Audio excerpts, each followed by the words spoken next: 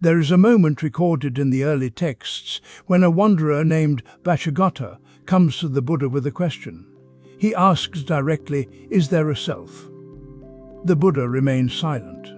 Then Vashagata asks, "Is there no self?" Again, the Buddha says nothing. The wanderer, confused, eventually leaves. Later, Ananda, the Buddha's attendant, asks why he did not answer. The Buddha explains that if he had said there is a self, he would have sided with those who cling to permanence. If he had said there is no self, he would have sided with those who fall into nihilism. Both views, he said, miss what can be seen directly. This silence is not evasion. It is an invitation to look. What we are exploring together is not a belief to adopt or a philosophy to memorize. It is something closer to the way light moves through water. You cannot hold light. You cannot freeze it in your hand and say, "This is what light is." But you can watch it, the way it bends, the way it shifts as the water moves, the way it never stays the same. Anatta, the teaching of non-self, is like this. It asks us to look at what we call me and mine, and to see if we can find anything solid there, anything that does not change. Right now, you might notice the rhythm of your breathing. Air entering, air leaving. There is no one commanding the breath. It simply happens.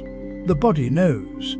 And if you pay attention, you may notice that even the sense of watching the breath is not fixed. Sometimes the attention is sharp. Sometimes it drifts. Sometimes there is awareness of breathing, and sometimes there is just breathing, with no sense of anyone observing at all. This is not a problem to solve. It is something to see. Most of us move through life with a quiet assumption. We assume there is a central self, a solid me, located somewhere inside, probably behind the eyes or in the chest. We assume this self is the one who experiences, who decides, who suffers, who wants. And because we assume this, we organize everything around protecting it, pleasing it, defending it. We become like a person guarding a house that was never built. The Buddha did not ask his students to believe him. He asked them to investigate. He said, "Look at form, your body. Does it last? No. Does it always obey you? No. Can you call it fully yours? And if it is not lasting, not obedient, not truly yours, is it reasonable to say, 'This is me, this is myself'?" He asked the same of feeling, of perception, of mental formations, of consciousness itself. Each time, the same answer. Changing, unreliable, not owned. This teaching can sound cold at first. It can sound like loss.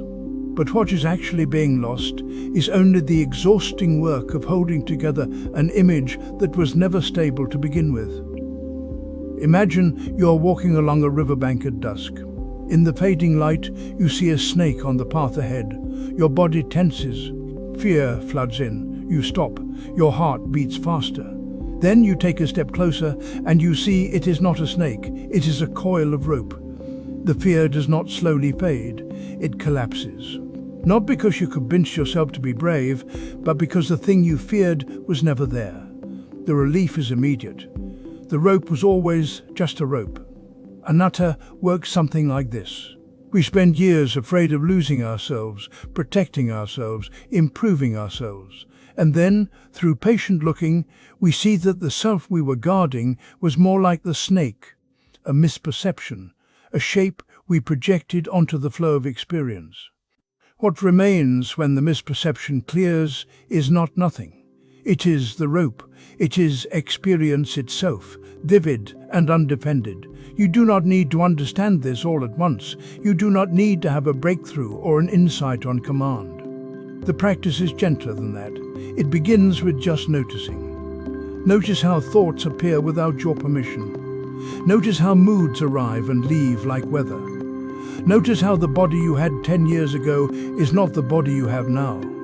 Notice how the person you were this morning is already different from the person listening to these words. Nothing here needs to be forced. You are not trying to destroy the self. You are simply looking closely at what has always been happening. The river of experience has always been moving. We are just learning to stop pretending it is a solid ground. We spend most of our lives assuming someone is home. Behind the eyes, beneath the thoughts, we imagine a steady presence watching everything unfold. A self that owns the seeing, the hearing, the thinking. This assumption feels so natural that we rarely question it. But when we begin to look closely at experience itself, something unexpected happens. The watcher we took for granted becomes harder to find. A river moves from mountain to sea, and somewhere along its course it might imagine itself as the same water that left the source. The river has a name. People point to it and say, "This is the river." But the water that flows past this moment is not the water that flowed past a moment ago. New rain enters. Groundwater seeps in. The sun lifts moisture into the air. What we call the river is a continuous process, not a fixed thing.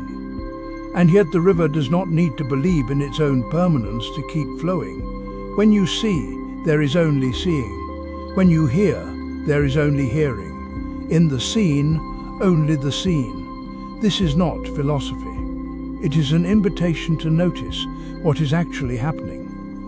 Right now, if you are hearing these words, is there a separate hearer standing behind the hearing, or is there simply the event of sound arriving in awareness?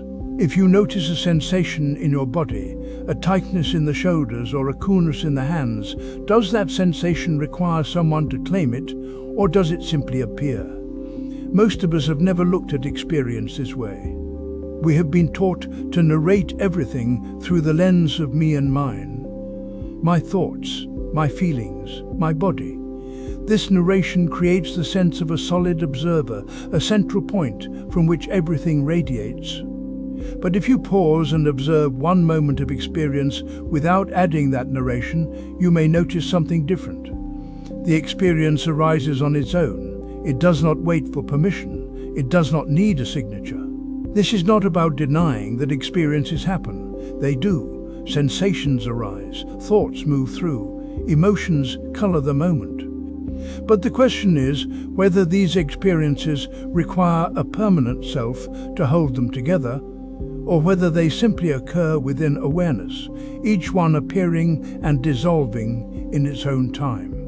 The river does not need to carry the memory of every drop that has passed through it to continue being a river. It flows because conditions allow it to flow. The shape of the land, the pull of gravity, the presence of water. In the same way, experience flows because conditions are present. Eyes meet light. Ears meet sound, mind meets thought. The flow does not depend on a fixed identity at the center. Notice one moment today where experience happens without needing an experiencer to claim it. This is not a grand task. It might happen while washing your hands, feeling the temperature of the water shift from cool to warm. It might happen while listening to a distant sound, a car passing or a bird calling, where the sound simply registers without the thought, "I am hearing this." It might happen in a breath, where the body breathes itself and you are simply present for the movement. When this noticing happens, do not try to hold on to it or make it mean something. Just let it be what it is. A moment where seeing occurs without a seer. A moment where the process reveals itself without needing a central character. This is where the teaching of non-self becomes liberating rather than threatening. Many people hear about non-self and feel a kind of vertigo, as if they are being asked to disappear. But non-self is not about erasure, it is about release. The burden of maintaining a solid, unchanging identity is exhausting. Every experience has to be filtered through the question of what it means for me. Every sensation has to be owned or rejected. Every thought has to be claimed or defended. When you see that experience can happen without that constant claiming, something softens. The river does not labor to remain itself, it simply flows, shaped by the conditions it meets. And in that flow, there is a kind of ease that does not depend on holding anything in place. This is not something you achieve once and keep forever. It is a way of looking that becomes available again and again. You return to it the way you return to the breath, not because you have mastered it, but because it is always here, waiting to be noticed. Awareness does not require a watcher, it simply is. And in that simplicity, there is space enough for everything to arise and pass without needing to be grasped or refused.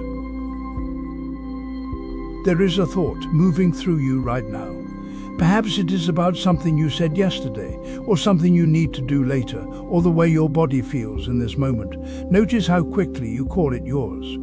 My thought, my worry, my plan. We do this so automatically that we rarely question it. But what if this sense of ownership is the very thing that binds us? The Buddha pointed to something precise when he spoke of anatta, of non-self. He was not asking us to believe in a philosophical position. He was inviting us to look directly at what is actually happening. This body is not mine, he said. This feeling is not mine. This perception is not mine. They arise and pass according to conditions. This is not poetry. It is observation. Consider what happens when anger appears. It comes with heat, with tightness in the chest, with a story that feels absolutely true. And almost instantly we say, I am angry. Not anger is present, but I am angry. The difference is subtle but profound. In the first, anger is a visitor. In the second, it becomes who you are. And once you believe you are the anger, you must defend it, justify it, feed it, or fight it. You have given it a home. Watch a cloud moving through an empty sky. The cloud does not own the sky. It does not define the sky. It simply passes through, shaped by wind and temperature and moisture. And yet, if the cloud could speak, it might claim, I am the sky. I am what matters here. Another cloud arrives and makes the same claim. They come and go, each one convinced of its permanence, while the sky remains untouched. This is what thoughts and feelings do. They move through the open space of awareness, each one announcing itself as the truth of who you are. I am anxious. I am unworthy. I am capable. I am stuck. Each one arrives with such conviction that we forget to notice the space in which it appears. We forget that awareness itself is not anxious, not unworthy, not stuck. Awareness simply receives what comes. The teaching is not asking you to get rid of thoughts or feelings. It is asking you to see them clearly. When a strong emotion arises, you can meet it with a simple recognition. This is visiting, not residing. Not as a mantra to push the feeling away, but as a way of telling the truth. Sadness is visiting. Restlessness is visiting. Even joy is visiting. They come, they stay for a time, they dissolve back into the conditions that formed them. And you, the awareness that notices them, remain. This is where the practice becomes direct. You do not need to wait for a meditation cushion. The next time frustration appears, pause, feel it in the body. Notice the heat, the tightness, the urgency. And then, silently, without force, this is visiting. Not I am frustrated, but frustration is visiting. The shift is small, but it opens a gap. In that gap, you are no longer fused with the feeling. You are the space in which the feeling moves. The same is true for physical sensations. Pain in the knee, tension in the shoulders, the ache of tiredness. We say, my pain, my tension, as if we own it, as if it is a permanent feature of who we are. But the body is not yours in the way you think. It is a collection of conditions, changing moment by moment. Cells die and regenerate. Breath moves in and out. Sensations flare and fade. To say this body is not mine is not to reject it, but to see it as it is, a process, not a possession. This is the liberating truth of anatta. Not that you do not exist, but that you are not what you think you are. You are not the passing cloud. You are not the temporary emotion. You are not the story that insists on its own permanence. When you see this clearly, something softens. The need to defend, to control, to cling begins to loosen. Because if these things are not truly yours, what is there to protect? The distinction becomes clear when you rest in it. What visits and what remains are not the same. Thoughts visit, feelings visit, sensations visit. But the awareness that knows them, the open space in which they arise, does not come and go. It is here before the thought, during the thought, after the thought. Like the sky, it is untouched by what passes through it. This is not something to believe. It is something to notice again and again until the noticing becomes natural.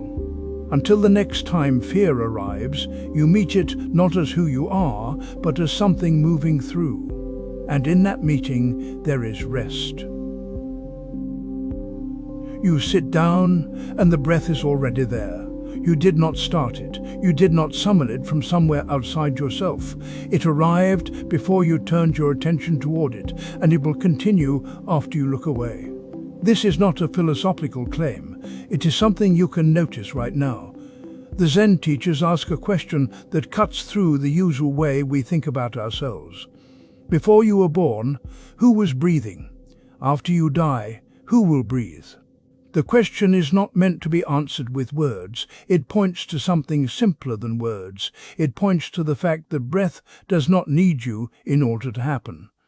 We say, "I am breathing." We say it so often that we believe it. But when you sit quietly and watch, you see something else. The breath moves in, the breath moves out, the chest rises, the chest falls. All of this happens without instruction, without effort, without someone at the controls deciding when to inhale and how deeply. There is a sound that wind makes when it moves through bamboo. The hollow stalks resonate. The air passes through and a tone emerges, soft or sharp, depending on the speed of the wind. No one is playing the bamboo. There is no musician deciding which note to produce. The wind arrives, the bamboo is shaped the way it is shaped, and sound happens. This is closer to what breath is. It moves through the body the way wind moves through bamboo. The body is shaped a certain way. The lungs expand and contract. Air flows in and out. A process unfolds and we are present for it, but we are not authoring it. You can test this. Sit somewhere quiet and let your attention settle on the sensation of breathing. Not the idea of breath, but the actual feeling of it. The coolness at the nostrils as air enters. The slight expansion in the chest or belly. The pause at the top of the inhale. The release as the exhale begins. Watch it the way you would watch leaves moving in a breeze. You are not making the leaves move. You are simply seeing movement happen. At first, the mind will try to take credit. It will say, "I am doing this, I am breathing deeply now, I am controlling the rhythm." That is normal. The habit of claiming ownership is strong, but if you stay with the watching, something shifts. You begin to notice that breath has its own rhythm. It knows when to come in and when to go out. It adjusts to what the body needs without consulting you. Sometimes the breath is shallow. Sometimes it is deep, sometimes it pauses for a moment longer than expected. You did not decide any of this, it simply occurred. This is not a loss. It feels like a loss at first because we are used to thinking of ourselves as the one in charge. But when you see that breath happens on its own, something relaxes. You do not have to manage it. You do not have to keep it going.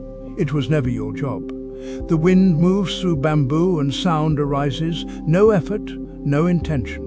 Just conditions, meeting and an effect appearing. When you see breath this way, you see it as process rather than possession. It is not your breath. It is breath moving through a body, for as long as the body is here. Before you were born, breath was happening in other bodies. After you die, it will continue in other bodies. Right now, it is happening in this body. But the breath itself does not belong to anyone. It is part of a larger movement, a continuous exchange between body and air, between inside and outside. You can return to this noticing any time. You do not need to be sitting in formal practice. You can notice it while standing in line, while walking, while lying down at night.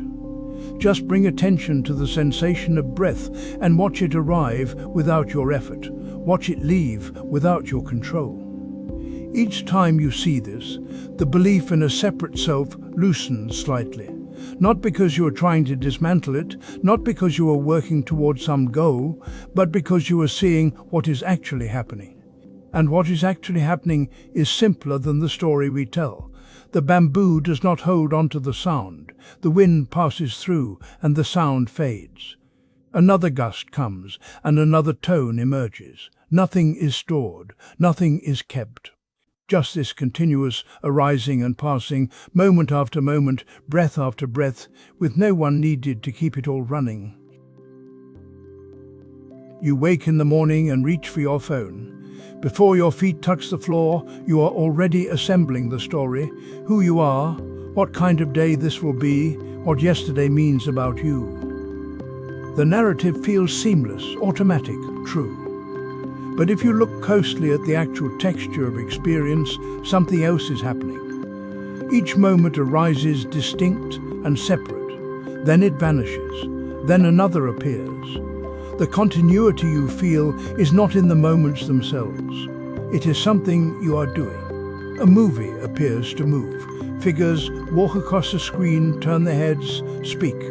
But the film itself is made of separate frames with darkness between them. 24 frames per second, each one still, each one gone before the next arrives. Your mind supplies the motion. It stitches the gaps into a story of continuous action. This is not a flaw in perception. It is how perception works.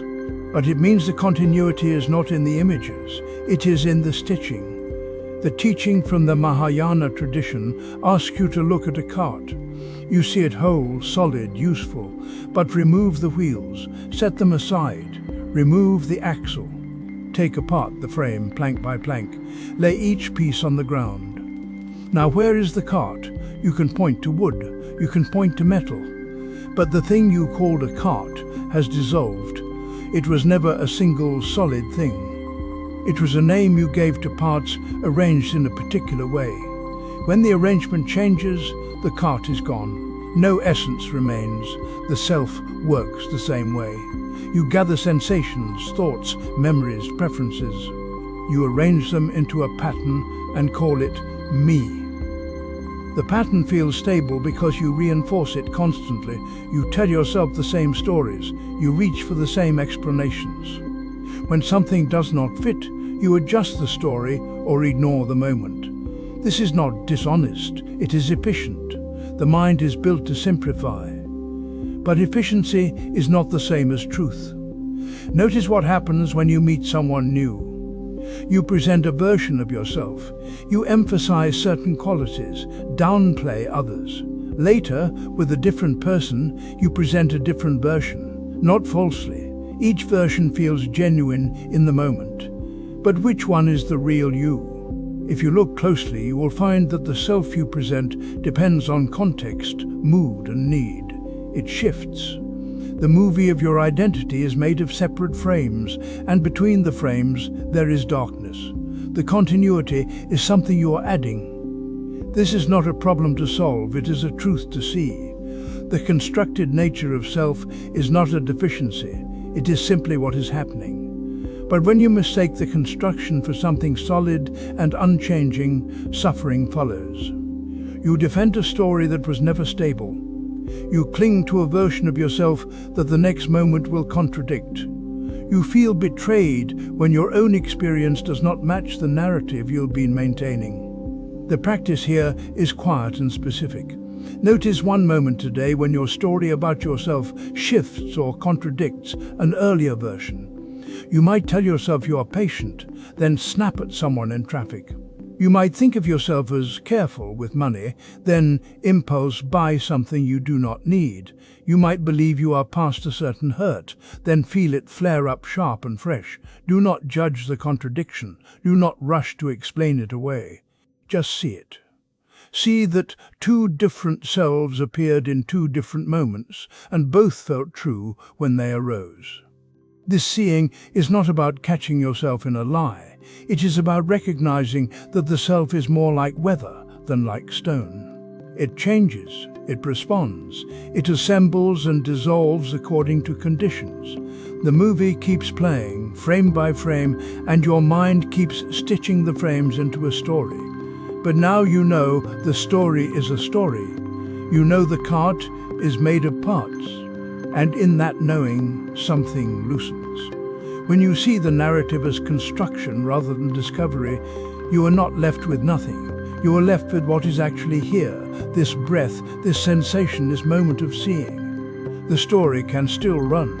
You can still use the word I and make plans and remember yesterday. But you are no longer trapped inside the story, defending it, believing it must remain consistent to be real. The frames keep coming. The darkness between them is still there. But you are no longer fooled by the illusion of seamless motion. There is a way we meet experience that turns it into struggle. We feel something pleasant and immediately reach for it. We want it closer, brighter, longer. We feel something unpleasant and push it away.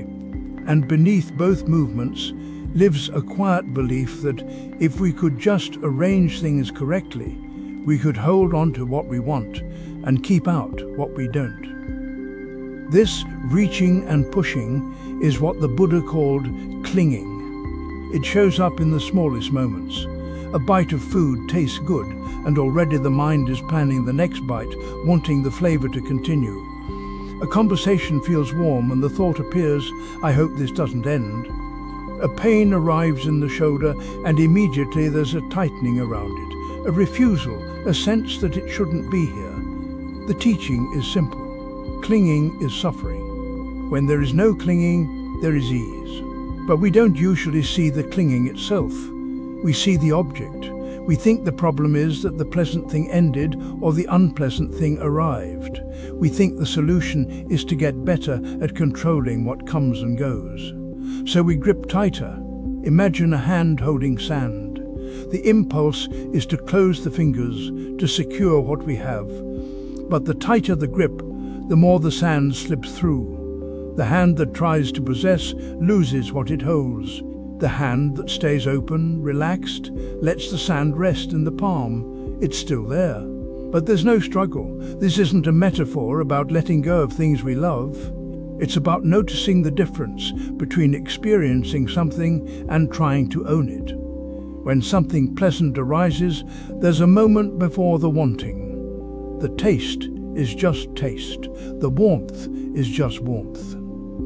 Then craving enters. The mind leans forward. It wants to keep this, to make it permanent, to have it again tomorrow. That leaning forward is where the tightness begins. You can feel it in the body. A subtle tension, a holding. The breath might get shallow. The chest might contract slightly.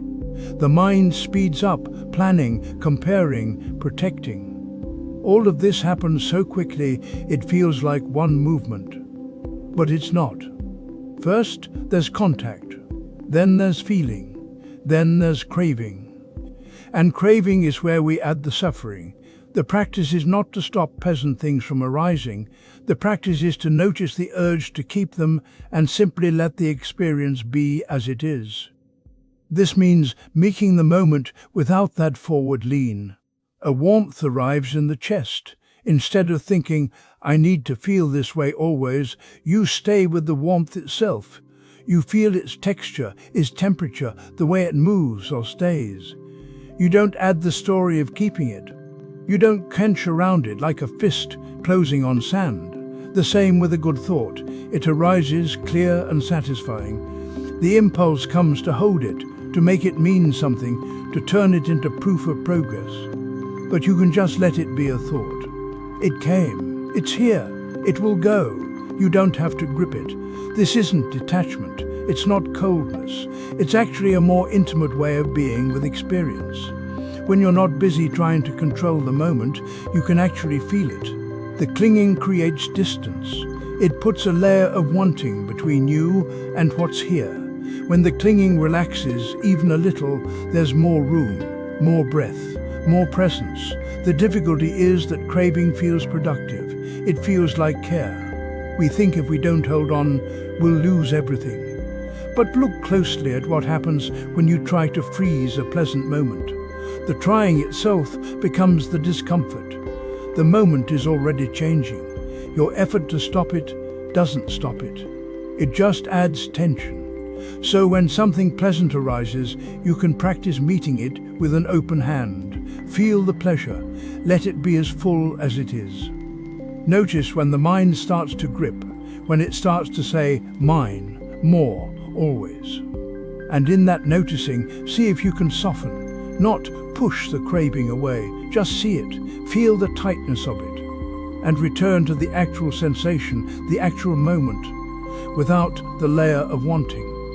This is how you begin to feel the difference between experiencing and grasping. The experience itself is light. The grasping is what weighs. When you stop adding the grip, what remains is simpler. The pleasant thing is still pleasant, but it doesn't come with the suffering of trying to make it permanent. It arises, it's here, it passes, and in that passing there's no loss because you never tried to own it. There is a tightness in your jaw, a dull ache in your lower back, a flutter in your chest, and the mind says, this is mine, this is me, this is what I am feeling. But what if none of that is true? The teaching is simple and ancient. The body is a collection of elements: earth, water, fire, air, hardness and softness, fluidity and temperature, movement and stillness. These are not personal, they are conditions meeting. They are nature unfolding in this particular form for now. Think of a house where many guests come and go. Some stay for an hour, some for a season. They arrive without asking, they leave without notice, and none of them own the house. The body is like this. Sensations arrive, they move through, they fade. And we are not required to claim them as ours. But we do claim them. We feel a tightness and we say, I am tense. We feel heat and we say, I am angry. We feel a flutter and we say, I am anxious. The sensation becomes a statement. The statement becomes identity. And identity becomes suffering. This is the core of the confusion. We take what is passing through and we make it personal. We take what is impersonal and we make it a story about who we are. You can begin to see through this now if you are willing to look. Let your attention settle into your body. Not to fix anything, not to change anything, just to notice what is here.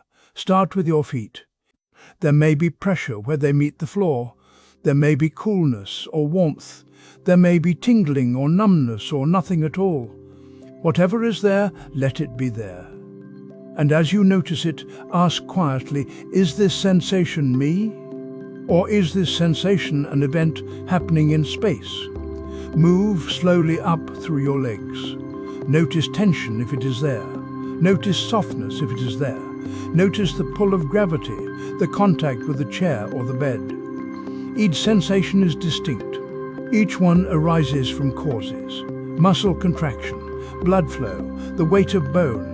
None of it is you, none of it is yours. It is simply happening. When you reach your belly, you may notice breath moving, the rise and fall of the abdomen, the stretch of skin, the shifting pressure inside. Breath is not something you do, it is something that happens. Air enters, air leaves, the body responds. You are not breathing. Breathing is occurring. This is not a philosophical idea. This is something you can feel directly. Move into your chest. Notice the heartbeat if you can sense it. Notice tightness or openness. Notice the quality of the breath there. The heart beats without your permission. The lungs expand without your instruction. These are processes. They belong to no one. Like guests in a house, they come and go according to their own rhythm. Now the shoulders, the neck, the jaw.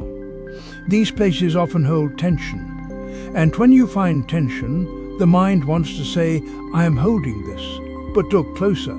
Is there a you holding it? Or is there simply tightness? Is there contraction? Is there pressure? These are sensations. They are not claims about who you are. Let your attention move into your face, the forehead, the eyes, the mouth. Notice temperature. Notice tingling or numbness. Notice the small movements of muscle. Notice how sensations shift even as you watch them. They do not stay still.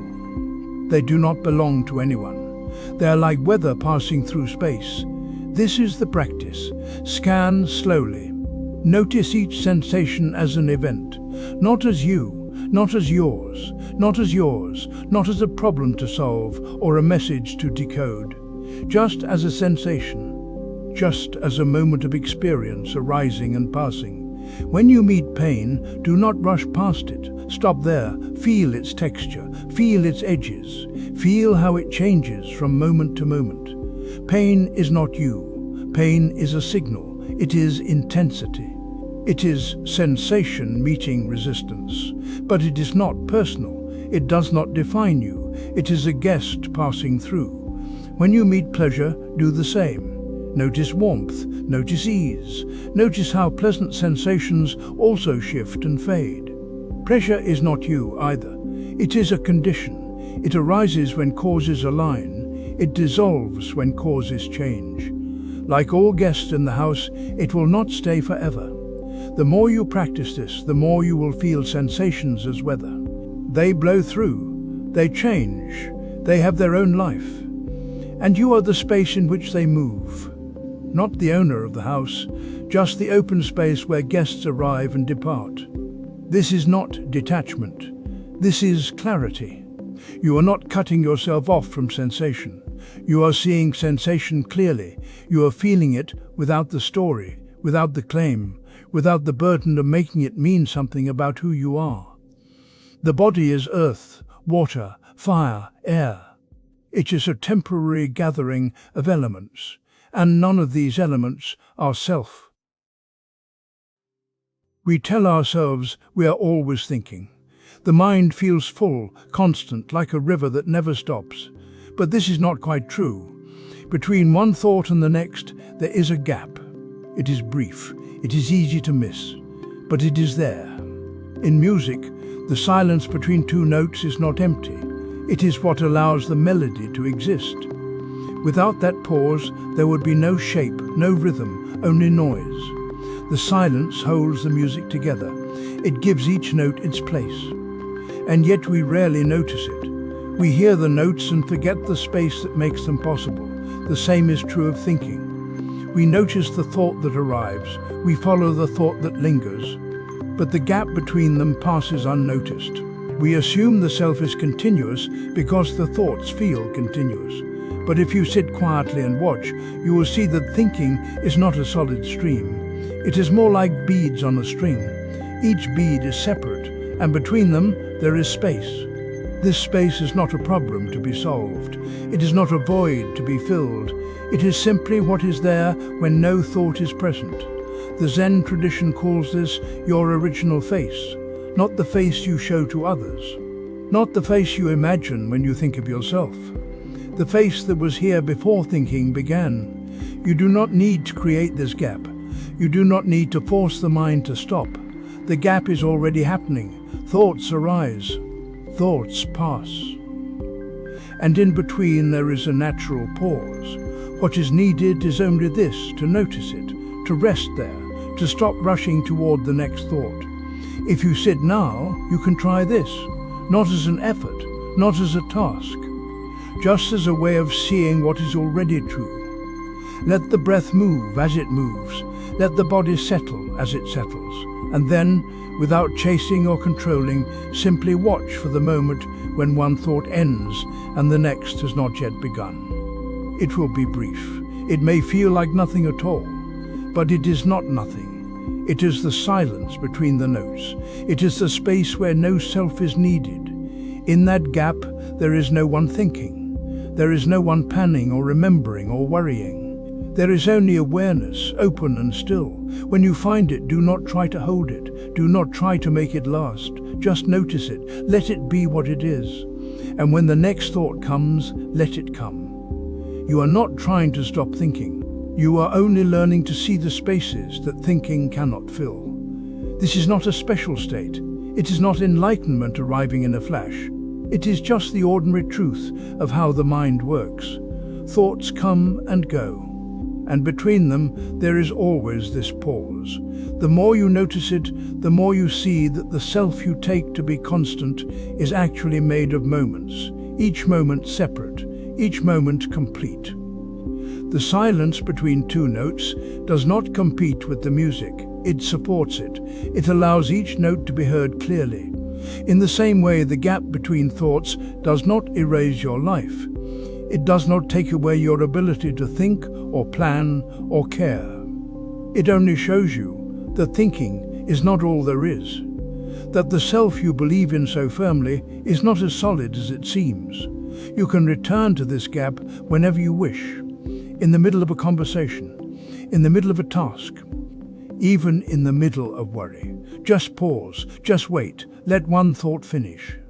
And before the next one starts, rest there.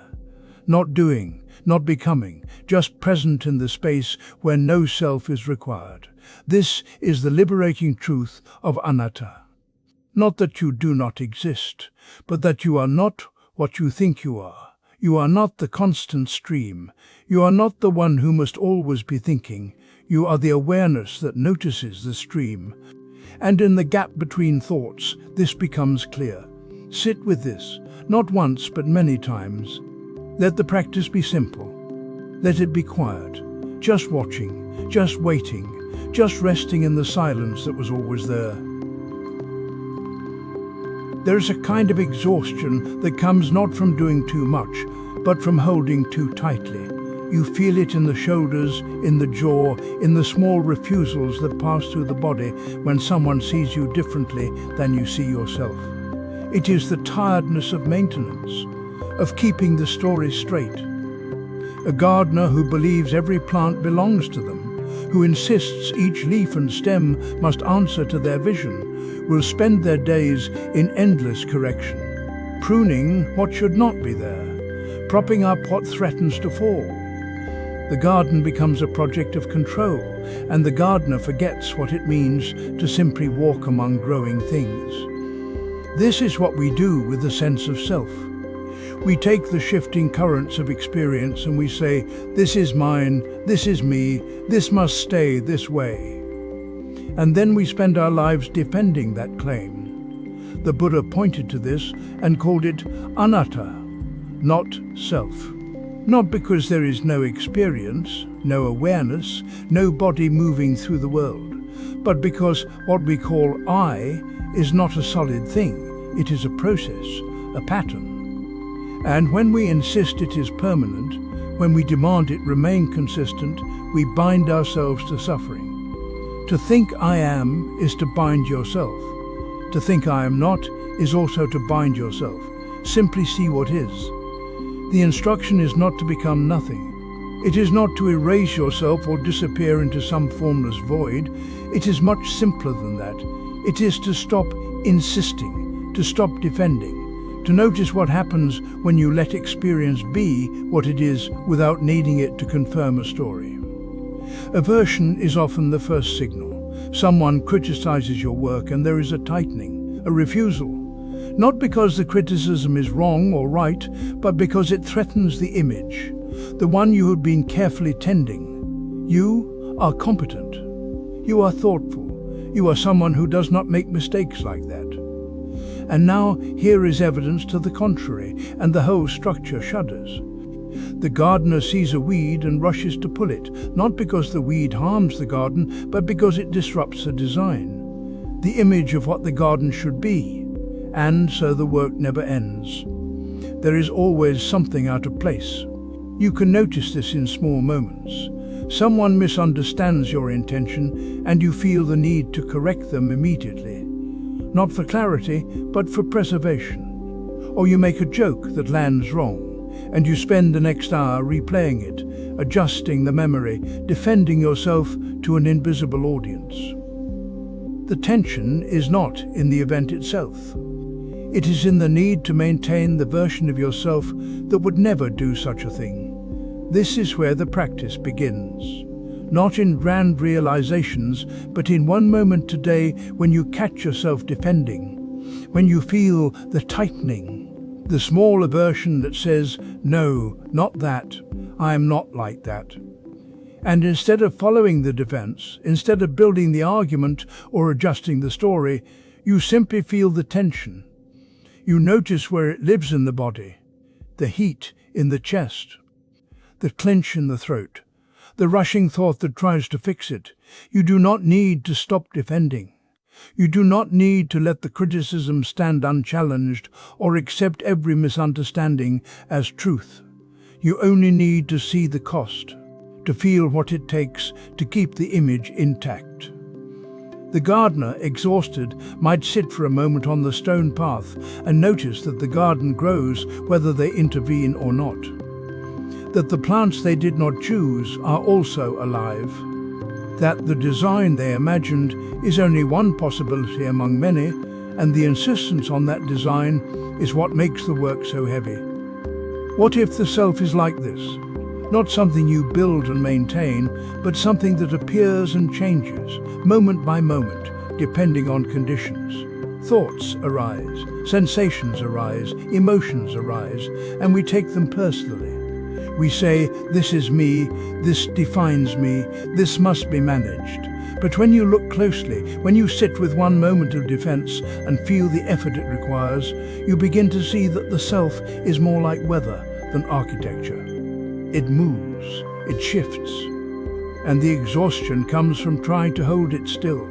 You do not have to believe this. You do not have to accept it as philosophy. You only have to notice one moment, one tightening, one small refusal. And in that noticing, there is already space, already a loosening. The cost becomes visible not through argument, but through feeling, through the quiet recognition that this is tiring, that the maintenance takes so much, and that perhaps, just for a moment, you do not have to do it. You can let the experience be what it is. Let the thought pass. Let the image waver. And see what remains when you stop holding on. You wake and reach for water. The glass is there. You lift it. You drink. The action feels entirely yours. A choice made, a thirst answered. But if you pause and look closely, the glass was filled by someone, perhaps you, hours before. The water came from pipes, the pipes from reservoirs, the reservoirs from rain, the rain from ocean. And your thirst itself, where did it begin? In the cells of your body, yes. But those cells were built from yesterday's food, which came from soil, from sun, from the hands that grew it, and the systems that brought it to your table. Nothing you do arises alone. This is the teaching at the heart of anatta, the liberating truth of non-self. Not that you do not exist, but that you do not exist in the way you have been taught to believe. You are not an independent agent steering your life from some inner command center. You are an intersection, a meeting place. The Mahayana tradition offers an image for this, Indra's net, a vast web where each jewel reflects every other jewel endlessly. You are one jewel, but your light is not your own. It is the gathered brightness of everything around you and everything that came before. A wave rises in the ocean and for a moment believes itself separate. It has a crest, a shape, a direction. It feels distinct. It might even feel self-made, as if it chose to rise. But the wave is not separate from the ocean. It is ocean, temporarily gathered into form by wind, by the pull of the moon, by the contours of the sea floor beneath. When it crashes, it does not disappear. It returns to what it always was. You are that wave. And most of your suffering comes from forgetting the ocean. We walk through our days carrying the story that we are the authors of our actions. We say, "I decided this. I made that happen. I am responsible. I am in control." And on one level, this is true enough to navigate the world. But it is not the whole truth. Beneath the surface, every decision you make is shaped by conditions you did not choose. Your mood this morning is influenced by how you slept. How you slept is influenced by what you ate, what you worried about, the temperature of the room, the sounds outside. Your thoughts right now are shaped by every conversation you have ever had, every book you have read, every face you have loved or feared. You are not the origin. You are the arrival point of 10,000 causes. This is not meant to erase your agency. You still choose, you still act. But the choosing itself is not as singular as it seems. It emerges from a web of conditions, and when you see this clearly, something softens. The pressure to be a fully independent self begins to ease. You stop needing to defend the borders of who you think you are. There is a practice that makes this visible. Choose one action you took today, anything. You sent a message to a friend. You avoided a difficult conversation. You made tea. Now trace it back. What made that action possible? Not just the obvious conditions, the phone in your hand, the tea in the cupboard, but the deeper ones. The friend exists because you once met. And you met because you were in a certain place. And you were in that place because of decisions and accidents stretching back years. The impulse to avoid the conversation came from fear. And the fear came from past experience, and that experience was shaped by 100 moments you have forgotten. Trace back 3 conditions, not as an intellectual exercise, but as a way of seeing. Let the action you thought was entirely yours reveal itself as the meeting point of causes. The wave that seemed so separate begins to remember the ocean. This is not about denying responsibility. It is about seeing responsibility more clearly. When you understand that your actions arise from conditions, you become more careful with those conditions. You see that the anger you feel did not appear from nowhere. It was fed. The kindness you offered did not spring from your goodness alone. It was supported. And if you want different actions to arise, you tend to different conditions. The jewel in the net does not shine alone. It gathers light from every other jewel and sends it back endlessly. You are that gathering. You are that sending. When you see this, the question is no longer, who am I? The question becomes, what is moving through me right now? What conditions are active? What am I reflecting? The belief in a separate self is not wrong because it is immoral. It is wrong because it is incomplete. It leaves out the ocean. And when you leave out the ocean, you are left defending a wave, trying to hold its shape, panicking as it begins to dissolve. But the wave was never in danger. It was always water. You are not the origin of your life. You are the intersection where causes meet and express themselves. This is not a loss. This is the truth that lets you rest. We carry a strange belief about kindness. We think it needs someone strong at the center to give it. Someone who decides to be compassionate, who chooses to care, who builds a reputation for generosity. And so we approach compassion like a project. We try to become the kind of person who gives. We monitor ourselves. We keep score. We notice when we've been kind and feel satisfied.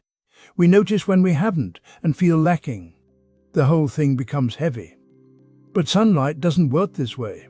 It warms the grass and the concrete and the skin of your arm without deciding which deserves it more. There is no sun self-deliberating over where to shine. The warmth simply moves. It touches everything in its path. Not because it's trying to be fair, but because that's what light does when nothing blocks it. This is what the Mahayana teachings point toward when they say that when there is no self, there is no other. At first this sounds abstract, but watch what happens in your own experience. When you feel separate, solid, defined, there is always an edge. Here is me. There is you. I have my concerns. You have yours. Compassion becomes a bridge I must build across that gap. It requires effort.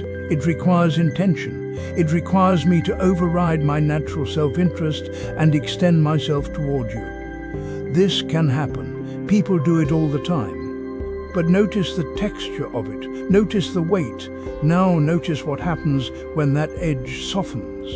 Maybe you're sitting with someone who's struggling, and for a moment you're not thinking about how you appear or what you should say or whether you're doing it right. The boundary blurs. Their pain is just pain. It's here. And the response that comes isn't calculated. Your hand reaches out. Your voice softens. You listen. Not because you decided to be compassionate, but because in that moment there was no thick self in the way to ask whether this serves you or costs you or makes you look good. Compassion arises naturally, like rain falling on all ground equally. It doesn't ask if the soil is worthy. It doesn't hold back from the weeds. It simply falls. And when it falls, everything drinks. This doesn't mean you become a doormat. It doesn't mean you lose discernment or boundaries. It means the kindness that moves through you isn't tangled up with self-construction. You're not using compassion to prove you're a good person. You're not performing generosity to feel solid and defined. The action arises and completes itself, and then it's gone. Like sunlight that has already moved on, warming the next stretch of ground without pausing to admire what it did. You can test this in the smallest ways. Today, offer one small kindness without taking credit or building a story about being kind. Hold the door and walk on. Let someone merge in traffic without needing them to wave. Pick up the piece of trash on the sidewalk without posting about it or even noting it as evidence of your character. Just do it and let it dissolve. What you'll notice is how much energy we usually spend on the aftermath. The mental replay, the slight glow of self-satisfaction, the way we file it away as proof that we're decent. Or sometimes the opposite, the irritation that no one noticed, the feeling that our kindness went unappreciated. All of this is the self trying to use compassion to become more solid. When you let the action complete without that follow-up, something shifts. The kindness was real. It happened. But it didn't add weight. It didn't build a self. It moved through like breath moves through. In, out, gone. This is what the teaching means by no self, no other. Not that people disappear, not that distinctions vanish, but that the thick line we draw between self and world, between giver and receiver, softens. And in that softening, compassion stops being a task. It stops being something you do to prove you're good. It becomes response, immediate, uncluttered. You might feel this while listening to someone. They speak, and you're not preparing your reply or judging their choices or comparing their pain to your own. You're just there. Present. And that presence itself is kindness. It costs nothing. It requires no self to deliver it. It's simply what happens when attention is clear and the heart isn't defended. Or you might feel it in a moment of seeing. You pass someone on the street and catch their exhaustion, and for just a second there's no separation, just tiredness, just the human fact of it. You don't need to do anything. The recognition itself is compassion. It's already complete. This is the liberating part. Compassion doesn't need you to be someone. It needs you to stop insisting that you are.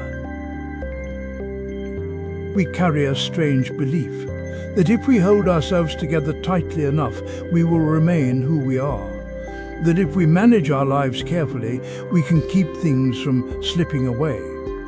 And yet every moment arrives with evidence to the contrary. The body shifts, thoughts dissolve before we finish thinking them, relationships change shape. Still we resist, as though resistance itself could be the permanent thing. A leaf floats downstream, turning with the current. It does not ask the water to slow down. It does not grip the stones it passes. The leaf moves because the river moves, and in that movement there is no struggle, only turning. We are not often like the leaf. We meet change and immediately begin the work of holding on or pushing away. A friendship grows distant, and we replay old conversations, searching for the moment it began to shift. A role we once inhabited no longer fits, and we tighten around it, insisting it must still be ours. The body ages, and we look in the mirror with a kind of quiet betrayal, as though the face looking back has broken an agreement. This is the nature of formations. They arise, they change, they pass. Not because something has gone wrong, but because this is what formations do. The breath moves in and moves out. The season turns. The thought that felt so solid a moment ago has already been replaced by another. And beneath all of this movement, beneath every shift and dissolution, there is the one who watches. The one who believes it is separate from what changes. The one who says, "This is happening to me." But what if that one is also a formation? What if the sense of being a fixed self, a permanent witness standing apart from experience, is itself something that arises and passes? Not as a philosophical idea, but as something you can observe directly. Sit quietly and notice the sense of I. Where is it? Does it have a location? Does it stay the same? Or does it shift depending on what you are doing, who you are with, what you are feeling? The teaching says all formations are impermanent. When one sees this with wisdom, one grows weary of suffering, not weary of life, but weary of the struggle to make life into something it is not, weary of insisting that what changes must stay, weary of building a self out of what cannot be held. There is something in your life right now that is changing. You know what it is. It might be a relationship, a role, a belief about who you are. It might be the way your body feels, the way your mind works, the way you move through a day. Sit with that one thing, not to fix it, not to understand it fully or make peace with it in some final way. Just sit with it. Let it be what it is. Let it change without stopping it. Let it change without becoming it. This is not passive. It is the most honest thing you can do. To meet what is shifting and not add the second layer of suffering, the layer that says this should not be happening. The leaf does not suffer as it turns. It does not hold an image of how it should move. It meets the current directly, and in that meeting there is only movement. You will notice the urge to fix, to make the change go faster or slower, to narrate it, to explain it, to find the meaning before the meaning has arrived. Let those urges be there. They are also formations. They also arise and pass. You do not need to act on them. You do not need to become them. You can simply notice, here is the urge to control. Here is the urge to know. Here is the fear that if I do not hold this together, I will disappear, and then return to the thing that is changing. Let it change. Equanimity is not indifference. It is not the absence of feeling. It is the capacity to meet what arises without needing to make it different. To see the leaf turn and not reach into the water to straighten its path. To see your own life shift and not clench around the shape it used to hold. This is not learned all at once. It is practiced in small moments. One breath, one thought, one thing that is changing, met without resistance. The belief that you are a fixed thing, standing apart from the flow, begins to loosen. Not because you have reasoned it away, but because you have seen it directly. You have watched the sense of self arise in one moment and shift in the next. You have felt the urge to hold on, and you have let the urge pass without acting on it. And in that space, something quieter appears. Not a new self, not a better version. Just the simple fact of experience, moving as it moves, without anyone needing to be in charge of it. There is a strange fear that lives beneath the surface of most spiritual inquiry. It whispers that if you let go of who you think you are, you will disappear entirely. That without the steady grip of self, you will become nothing at all. This fear is so quiet, so foundational, that we rarely notice it. We just feel its effects. The tightness in the chest when someone challenges our story. The need to be recognized, remembered, confirmed. The exhaustion of maintaining an image that must remain consistent across time. A clear window reveals the view precisely because it holds nothing of its own.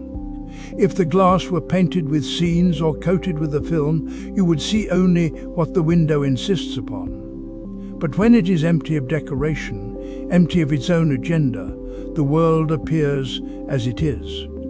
This is not a loss, this is function. This is clarity. The teaching arrives simply. Empty your cup. Only then can you taste the tea. If the cup is already full of old water, stale opinions, yesterday's identity, there is no room for what is actually here. The tea pours over the sides. You miss it entirely. But the instruction is not to destroy the cup. It is to notice what happens when you stop filling it with what you think must be there. Anatta, the teaching of non-self, does not ask you to believe in emptiness as a concept. It asks you to look directly at experience and see if you can find the solid, unchanging thing you call yourself. Not the body, which is always shifting. Not the thoughts which come and go like weather. Not the feelings, which rise and fall without asking permission. Not even the sense of being aware, which appears and disappears each time you fall asleep. Where is the thing that owns all of this?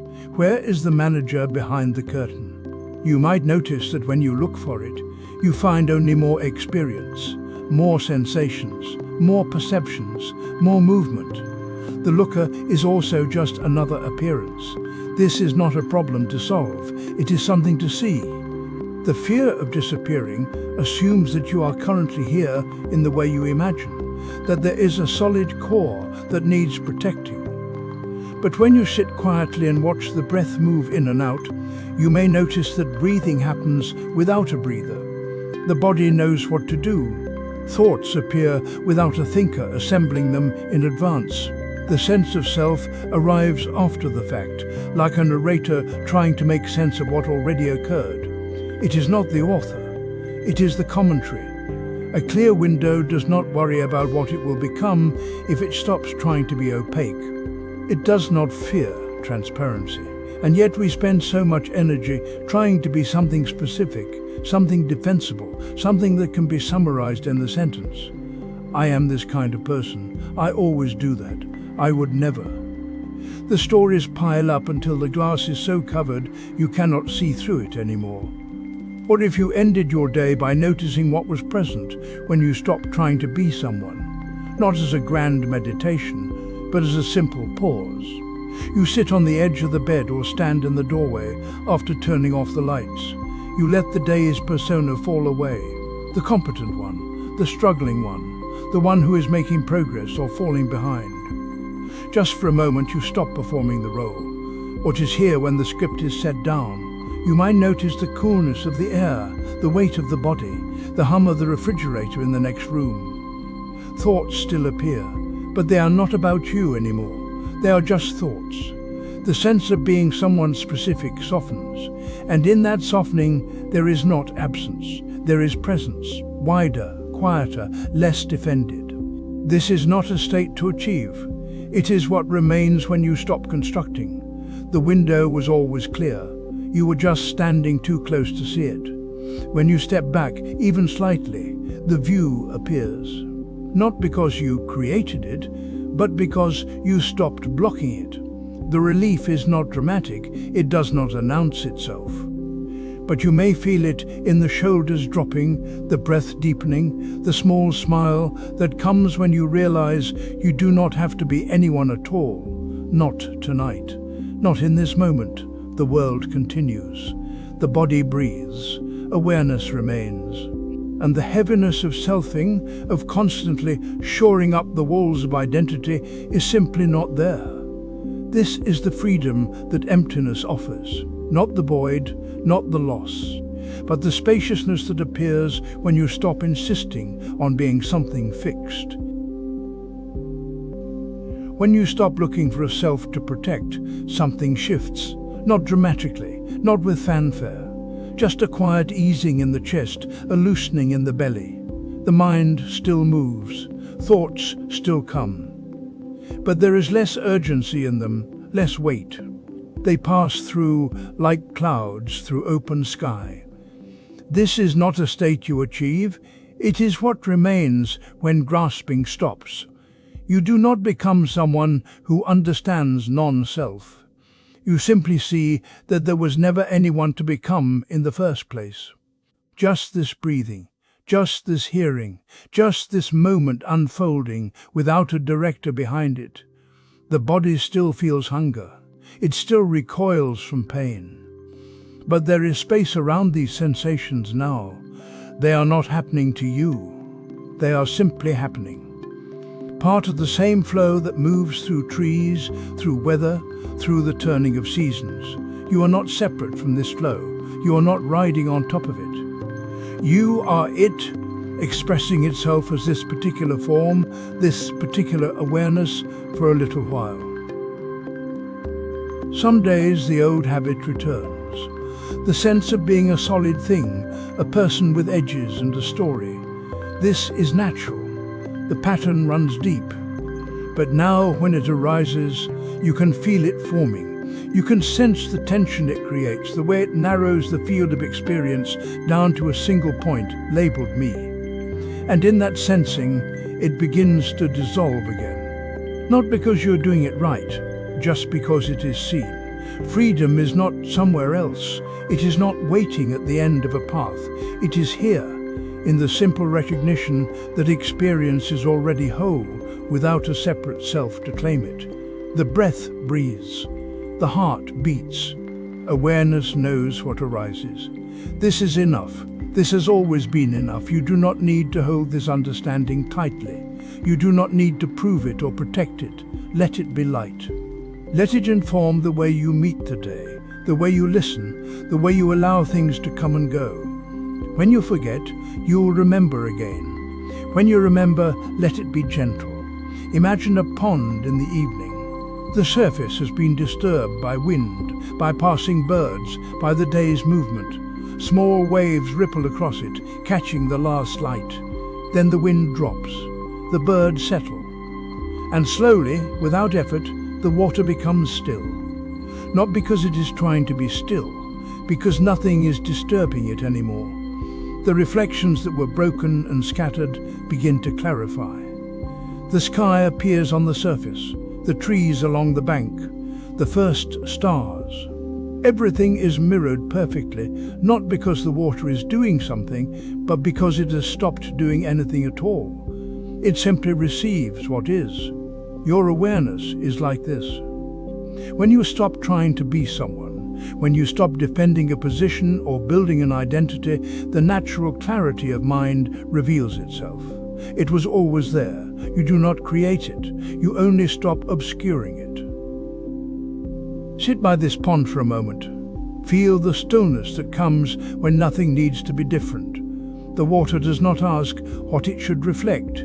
It does not choose some images and reject others. It simply shows what is. And when the wind rises again, when the surface breaks into waves, the water does not grieve its lost stillness. It moves, it changes, it remains water. You are like this too, changing, moving, responding to conditions. Never the same twice, never solid, never separate. And in this flowing, this openness, there is a peace that does not depend on circumstances. A freedom that cannot be taken away because it was never possessed in the first place. Let yourself rest here. Let the understanding settle like silt in still water. There is nowhere you need to go, nothing more you need to grasp. The path continues, but it is not a path towards something. It is simply this, seeing clearly, moment by moment, what is actually here. If you wish to continue, there are other reflections waiting, other ways of looking at this same truth. But there is no hurry. The water will still be here. The breath will still be breathing. And the quiet knowing that you are not separate from any of this will remain patient and clear like the surface of the pond at dusk.